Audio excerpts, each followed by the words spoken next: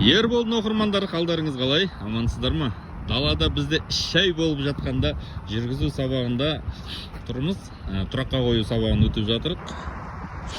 Бізде бүгін сабақта Toyota Yaris деген автокөлік. Оқушымыз ойлану, толғану үстінде не істеп жатырмын деп жатыр. Тұр айтып тұр, мына жерде түрін жақындатып көрсетіп жіберейін ба? Вот. Екі автокөлік таңдадық, бірақ әзірге арасы кеңдеу автокөліктер таңдадық, оқушы қобалжымас үшін.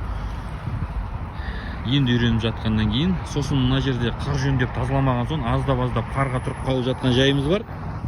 Бірақ жалпы жаман емес, күндерің жақсы өтсін.